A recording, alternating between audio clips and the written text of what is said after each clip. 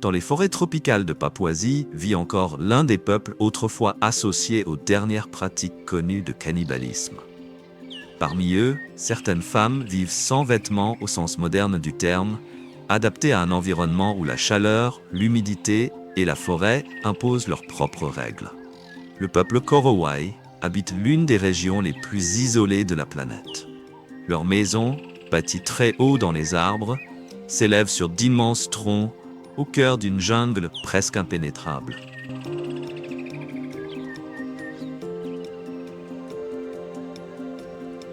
Ces forêts, les deuxièmes plus vastes au monde après l'Amazonie brésilienne, abritent certaines des communautés les plus reculées de la Terre. Ces groupes viennent des profondeurs de la forêt et ont longtemps vécu avec très peu d'accès à l'éducation formelle. Au fil du temps, les autorités ont encouragé une partie d'entre eux à quitter la jungle pour rejoindre des villages. Aujourd'hui, on peut parfois les voir dans des lieux publics, dans les rues, près des aéroports ou à proximité d'habitations modernes. Ils vivent encore sans Internet, avec un accès limité à l'école. Pour le gouvernement, cette politique visait à les rapprocher du monde moderne et à les intégrer davantage à la société nationale. Mais derrière cette volonté affichée existait aussi une raison plus profonde. La Papouasie abrite la plus grande mine d'or du monde, mais son accès reste extrêmement difficile.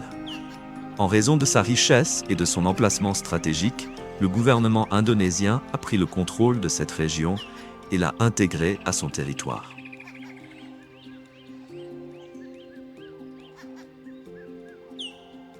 Comme toujours, les informations de cette vidéo ont été réunies et croisées à partir de plusieurs sources. Si certains éléments vous semblent inexacts ou incomplets, n'hésitez pas à nous le signaler en commentaire. Merci beaucoup pour votre soutien.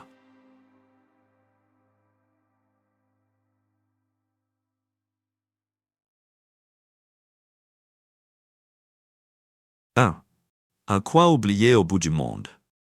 Ici, les routes sont presque inexistantes.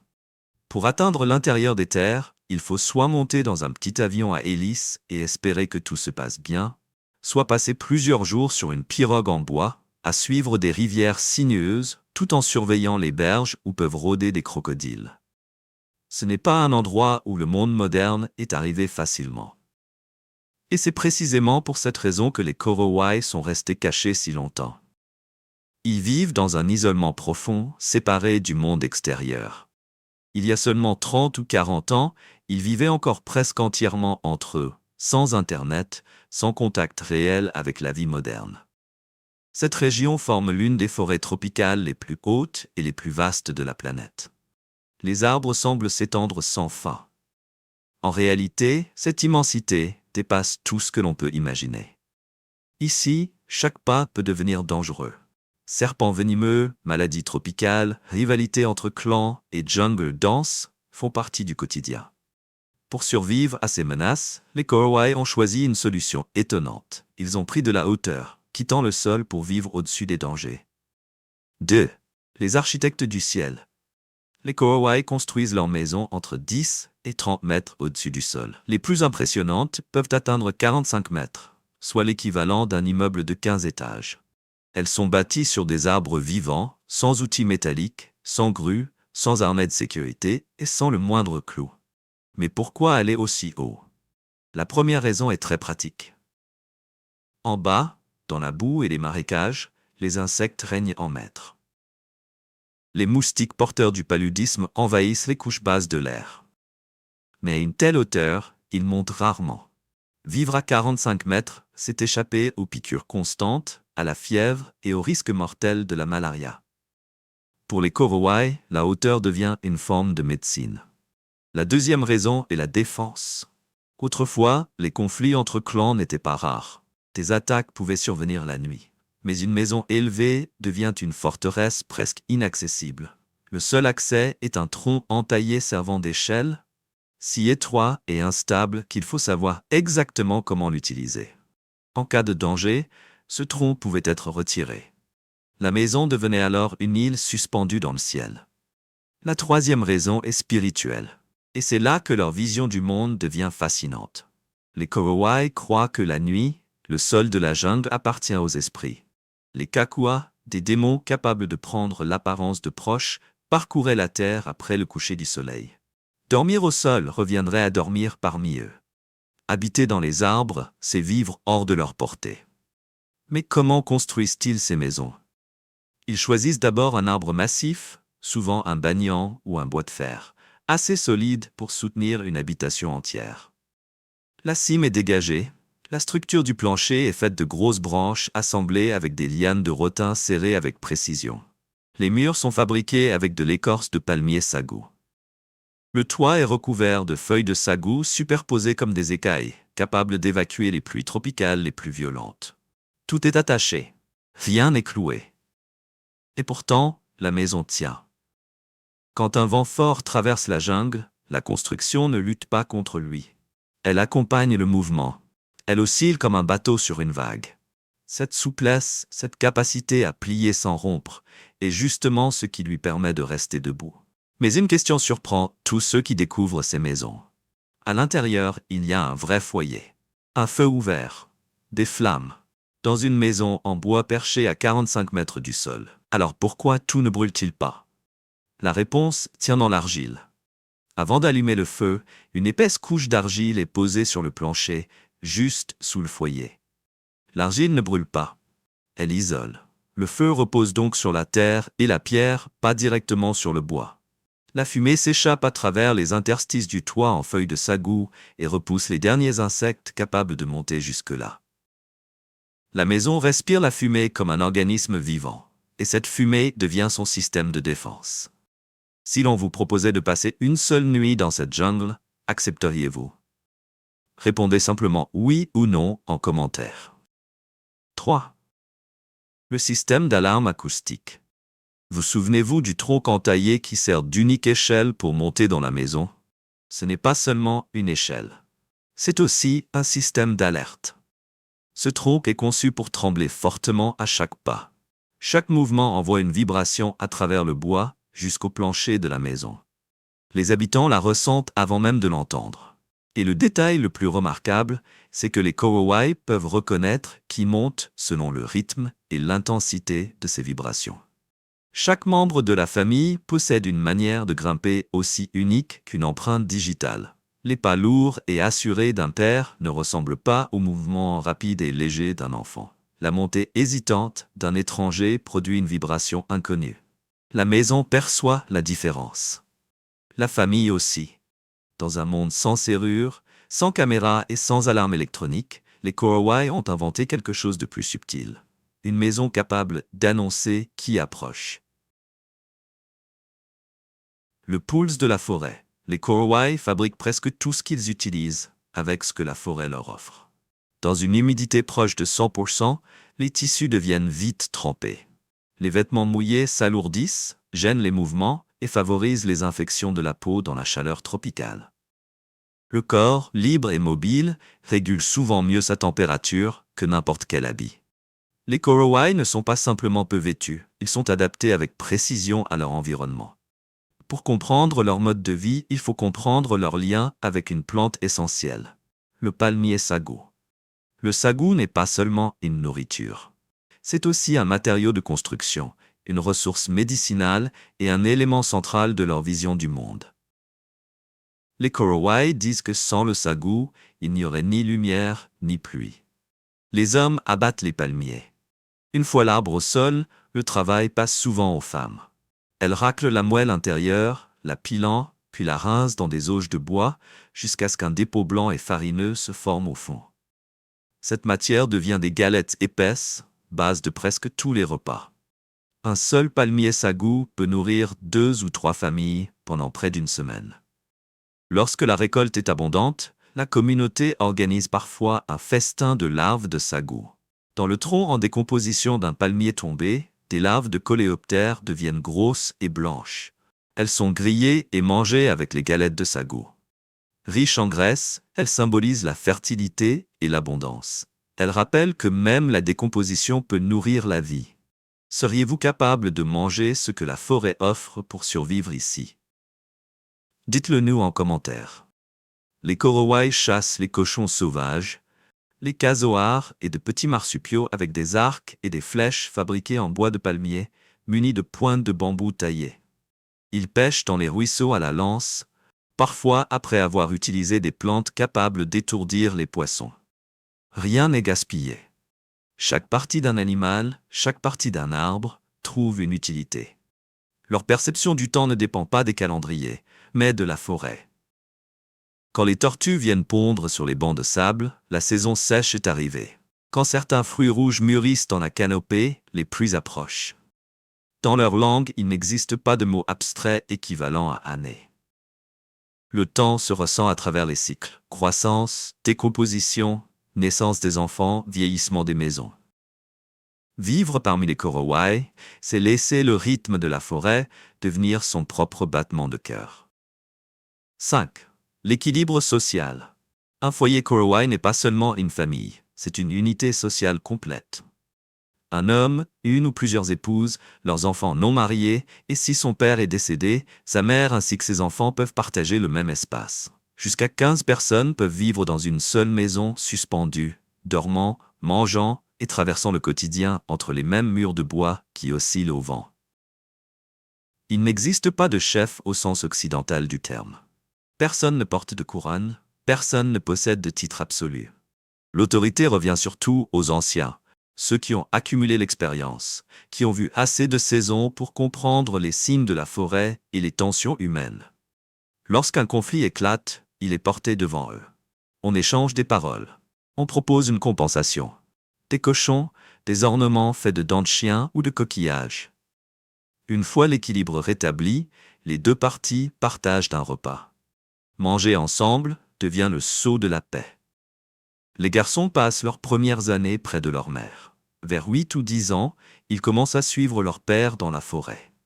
À 15 ans, un garçon participe déjà aux chasses et, autrefois, aux affrontements qui réglaient les conflits graves entre clans.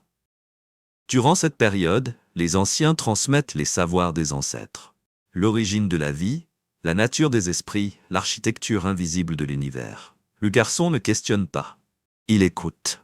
Le savoir descend des anciens vers les jeunes, comme il l'a fait depuis des générations innombrables. 6. Le mariage dès le jeune âge.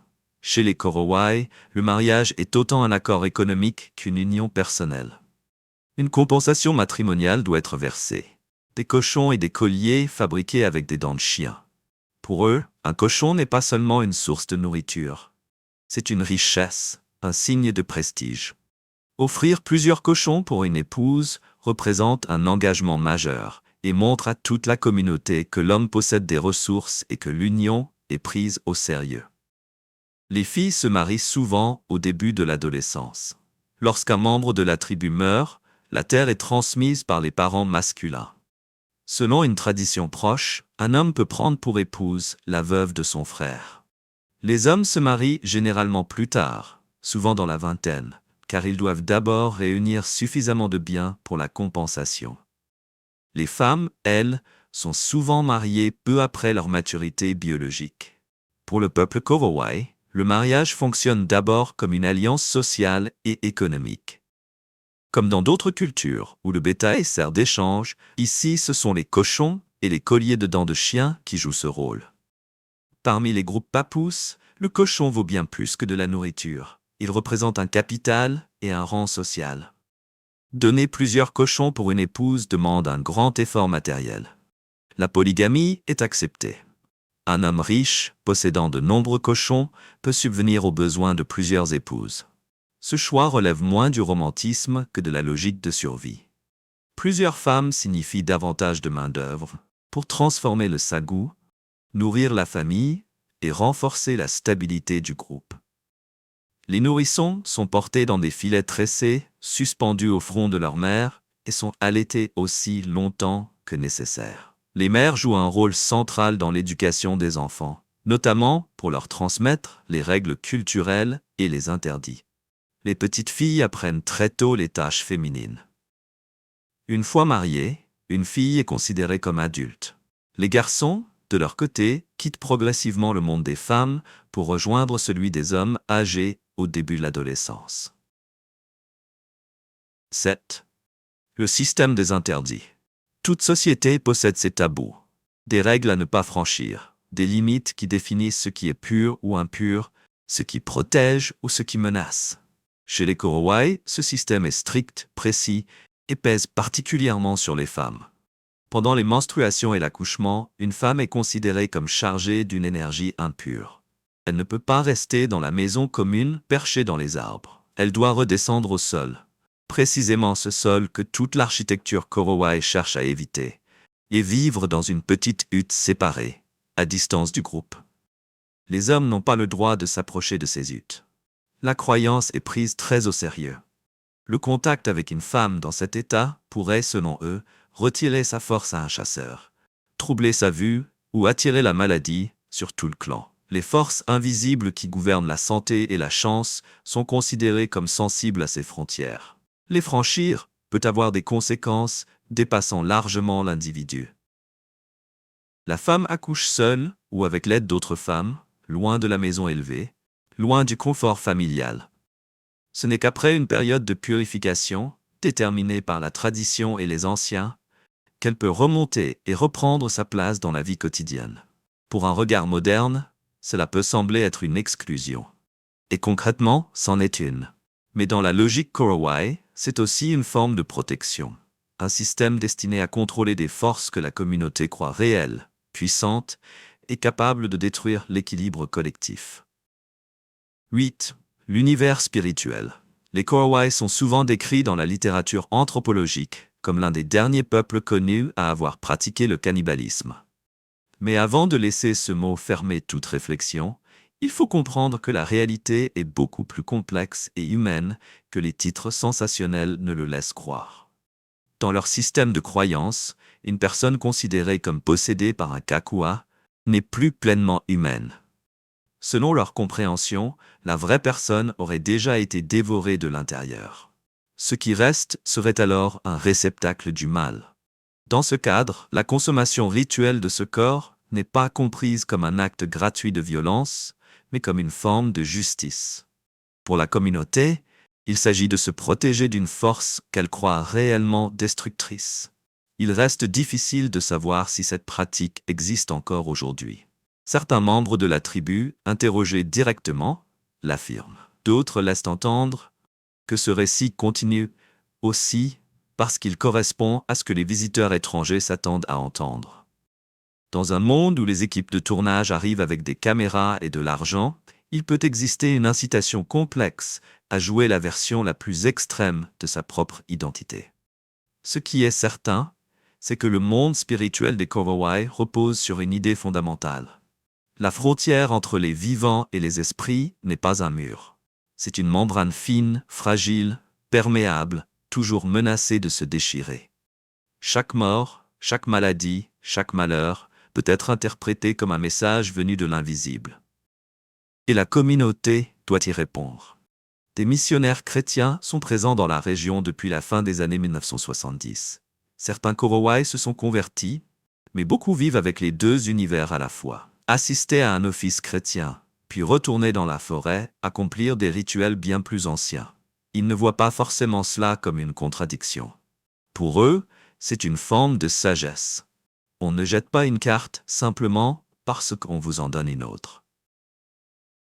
9. Au carrefour de la modernité. Malgré leur isolement extrême, de grands changements sont arrivés. Des responsables ont construit de nouveaux villages près des rivières, donnant accès à des écoles, à des dispensaires et à l'électricité. Les jeunes, curieux, sont attirés par les lumières qui brillent après la tombée de la nuit. Ils goûtent pour la première fois au riz, au café, découvrent la musique à la radio. Beaucoup trouvent ces nouveautés fascinantes et restent plus longtemps dans les villages. Lorsqu'ils reviennent, ils portent parfois des vêtements modernes ou utilisent des mots venus d'ailleurs. Les anciens observent cela avec des sentiments partagés. Ils sont fiers de voir leurs enfants apprendre, mais tristes de sentir la forêt devenir plus silencieuse. La vie dans les villages transforme aussi l'organisation des familles. Les maisons y sont faites de bois coupé et de toits métalliques, posés sur la terre au lieu d'être suspendus dans les branches. Les foyers ouverts sont remplacés par des poêles et les champs traditionnels peuvent être couverts par le bruit des machines. Pourtant, les Korowai s'adaptent avec une souplesse remarquable. Certaines familles partagent l'année entre le village, pour l'école ou les achats, et la forêt, pour réparer les maisons dans les arbres et récolter la nourriture. Elles voient cette existence comme une marche sur deux chemins. L'un mène vers demain, l'autre retourne vers les ancêtres. Les anciens craignent souvent que les jeunes se perdent. Ils pensent que sans la forêt, un peuple oublie qui il est. Mais ils comprennent aussi l'attrait du monde moderne. Un responsable local pourrait reconnaître avec un sourire que les garçons qui vont au village n'y découvrent pas seulement les câbles électriques. Ils découvrent aussi le sucre, le riz et les premiers élans amoureux. Le groupe se trouve à un tournant décisif. Survivre aujourd'hui signifie apprendre à mélanger prudemment les anciennes coutumes avec des changements devenus impossibles à arrêter. Même ceux qui continuent à vivre dans la forêt portent désormais les traces du monde extérieur. Les lames métalliques ont remplacé les anciens outils de pierre. Des bidons en plastique côtoient les conduits en bois. De vieux vêtements peuvent être portés par-dessus des jupes végétales. Ces ajouts n'ont pas effacé leur identité. Ils ont simplement élargi leur boîte à outils de survie. Les Korowai ne considèrent pas ces objets modernes comme étrangers. Ils les voient plutôt comme des dons venus de la grande forêt du monde. Des outils utiles, à employer avec intelligence sans perdre le cœur de leur héritage. Dis ce qu'ils nous enseignent. Chaque élément de leur vie, la hauteur des maisons, la forme de l'échelle, l'organisation des mariages, la logique du monde spirituel, les vêtements réduits, l'alimentation à base de sagou, le système d'alarme créé par un tronc qui tremble, chaque détail est une solution. Une réponse précise, testée et affinée à un problème particulier posé par un environnement particulier. Ils ne sont pas arrivés à ces réponses par hasard. Elles sont le résultat de milliers d'années d'observation, d'erreurs, d'ajustements et de transmission. Leur savoir ne vit pas dans des livres.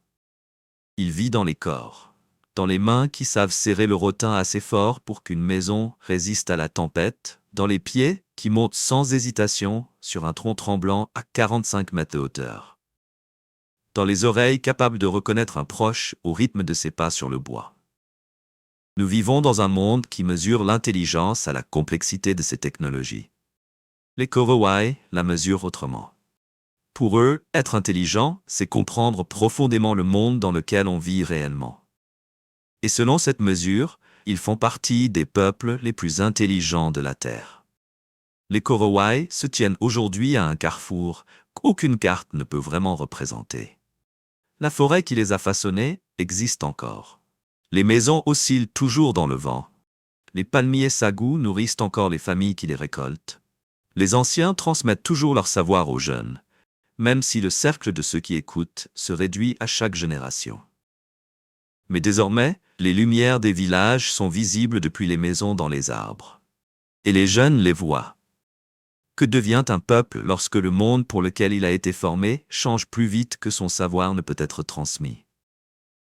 Que perdons-nous, pas seulement eux, mais nous tous, lorsqu'un système de compréhension aussi complexe et aussi complet commence à disparaître? Les Korowai n'ont pas demandé à être découverts. Ils n'ont envoyé aucune invitation. Ils vivaient simplement pleinement dans le seul monde qu'ils connaissaient. Puis, notre monde est arrivé au bord de leur rivière et l'équilibre a changé pour toujours. Comment préserver son identité quand le monde vous demande sans cesse de devenir quelqu'un d'autre?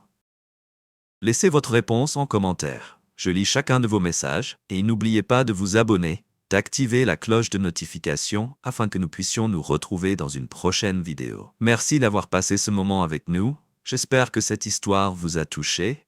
Votre soutien compte énormément. Je vous souhaite le meilleur.